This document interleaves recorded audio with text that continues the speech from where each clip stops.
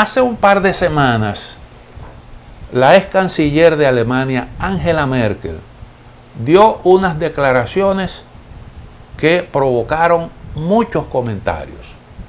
Ella dijo que los acuerdos de Minsk del año 2014, el acuerdo aquel que se firmó entre Rusia y Ucrania con la intermediación de la Organización para la Cooperación y la Seguridad en Europa, con la participación de Angela Merkel y del presidente francés François Hollande,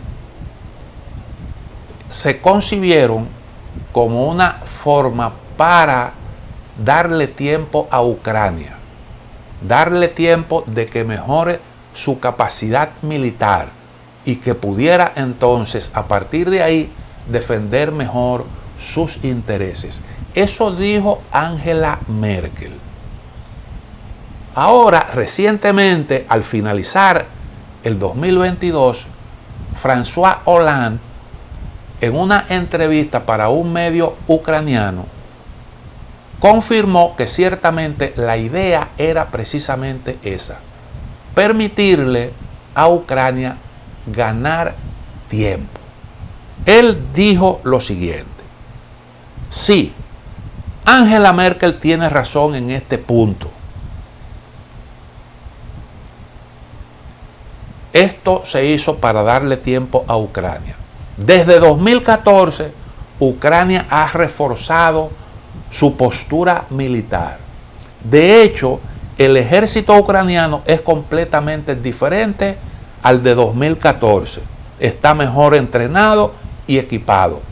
Eso es mérito de los acuerdos de Minsk, que dio al ejército ucraniano esa oportunidad. Comentando las perspectivas de negociaciones en la fase actual, Hollande dijo: para que el diálogo sea fructífero, debe basarse en un equilibrio de poder. Y actualmente, el diálogo solo puede servir para traducir una situación militar en un marco político. Al mismo tiempo, según Hollande, las partes del conflicto pueden volver a los acuerdos de Minsk para establecer un marco legal ya aceptado por todos. Las negociaciones son siempre el último paso para concluir un conflicto, destacó. Ahí hay una obvia contradicción, porque ¿cómo usted puede volver a un tratado que se concibió en una realidad, en un contexto que no era beneficioso para Ucrania y que se firmó simple y llanamente para permitirle a Ucrania mejorar su posición? Pero ya eso no es un acuerdo aceptado, como dice Hollande. Eso fue algo para una coyuntura y la realidad hoy es otra. Bueno, pero esto tiene muchas implicaciones. Lo que dijo Merkel y lo que ahora ratifica Hollande tiene muchas implicaciones. Lo primero que plantea es el asunto de la credibilidad de los firmantes en los acuerdos. Si usted me está diciendo a mí, usted sabe lo que es la Organización para la Seguridad y la Cooperación en Europa. Esa es una organización, cito lo que dice sobre esto Wikipedia, dice: la Organización para la Seguridad y la Cooperación en Europa pretende ejercer de mediador entre los Estados miembros en tareas relacionadas con la prevención y gestión de conflictos, de modo que estimule un ambiente de confianza encaminado hacia la mejora de la seguridad colectiva. Tiene su origen en la Conferencia sobre la Seguridad y la Cooperación en Europa, celebrada en Helsinki en 1975, y está conformada actualmente por 57 estados. Todos los países de Europa, incluidos la Federación Rusa y todos los países de la Unión Europea, más los países de Asia Central, Mongolia y 2 países de América del Norte, Canadá y Estados Unidos.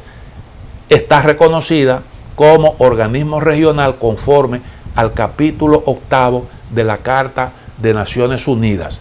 Tiene su sede en Viena, Austria. Y usted me está diciendo que usted involucró a esta organización en un proceso para lograr la pacificación en Ucrania, pero que eso se hizo para darle tiempo a una de las partes. Y entonces, esto, reitero, plantea una cuestión de credibilidad de una organización como esta. Pero además de eso, ahí participaron los jefes de los gobiernos de Alemania y de Francia. Y entonces uno tiene que preguntarse, pero bueno, a lo mejor entonces Rusia tenía razón cuando planteaba la necesidad de respetar los acuerdos de Minsk y lo que ya se percibía como violaciones flagrantes. Porque Ucrania, desde que Zelensky asumió la presidencia, comenzó a implementar un programa de bombardeo sistemático de la zona del Donbass. Y por ahí están las pruebas a borbotones, y era lo que Rusia planteaba como argumento para el inicio de unas negociaciones que pudieran ponerle fin a esto, porque muchas personas en el Donbass estaban muriendo como consecuencia de esos bombardeos, y el gobierno ruso planteaba la creación del batallón Azov, y además de eso el hecho de que Ucrania estaba recibiendo armas y al mismo tiempo ese ejército estaba siendo entrenado por militares de la OTAN, y Estados Unidos tenía unos asesores allí que sacó poco antes de que comenzara el conflicto. Y entonces estaba planteando una situación que era de atentado o de amenaza contra la seguridad de Rusia. Con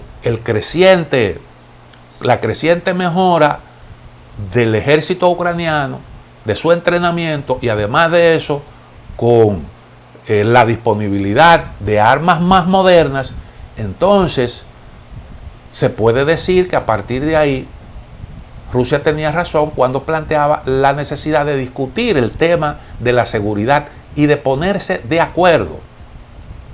Pero eso no se tomó en cuenta. Además de esto, hay algo que yo creo que salta a la vista. Sí, se puede decir que los acuerdos de Minsk salvaron a Ucrania. Nosotros lo dijimos aquí en un programa que hicimos sobre ese problema. Decíamos que a Merkel se le estaba criticando, tomando en consideración la situación posterior al inicio de la guerra. Pero que si usted analizaba el momento en el que se produjeron los acuerdos de Minsk, usted podría perfectamente llegar a la conclusión de que fue lo mejor para Ucrania. ¿Por qué? Bueno, porque sencillamente los combatientes de la región del Donbass estaban en ese momento llevando a cabo una gran ofensiva que podía perfectamente culminar con la toma del territorio de buena parte de Ucrania, si no de la totalidad de Ucrania. Y que desde ese punto de vista, pues los acuerdos de Minsk salvaron a Ucrania. Que incluso en ese acuerdo, la región del Donbass seguía siendo ucraniana. Solo que se contemplaba una autonomía para Lugansk y Donetsk. Se les reconocía el derecho a tener gobiernos locales mediante la celebración de elecciones libres. Esos territorios seguían siendo ucranianos. Solo se dejaba en manos de Rusia la región de Crimea. Y tuvo, creo que, ese efecto positivo para Ucrania. Pero ahora, el planteamiento de Merkel y de Hollande, yo siento que pretenden salvar la cara. ¿Por qué?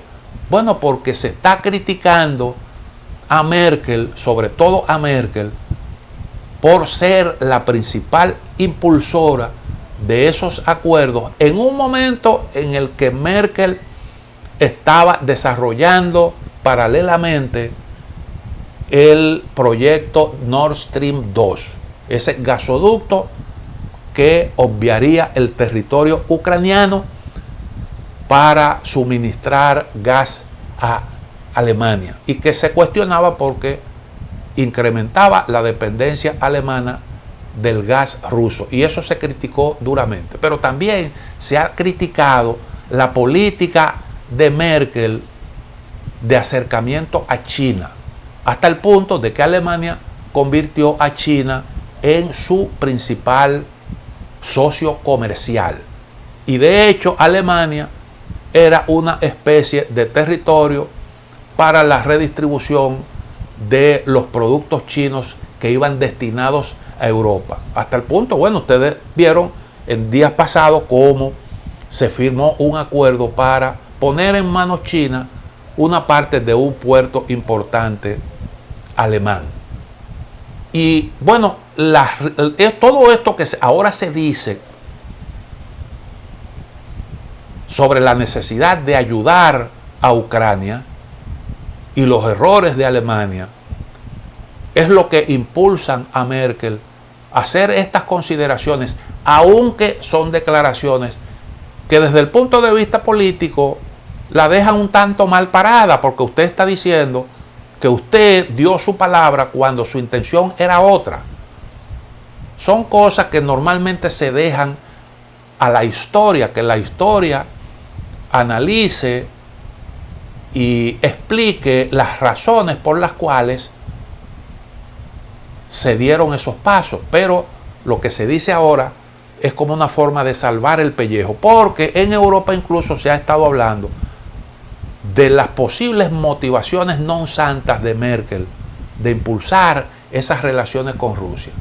Y yo recuerdo, lo he citado aquí, un editorial del periódico El País, en donde se habló de que eso había que investigarlo para determinar si había ahí un interés material por parte de la señora Merkel. Y yo creo que esto realmente se puede explicar a partir de ahí. Bueno, llegamos al final de A Quemarropa. Mañana, Dios mediante, estaremos nuevamente con ustedes.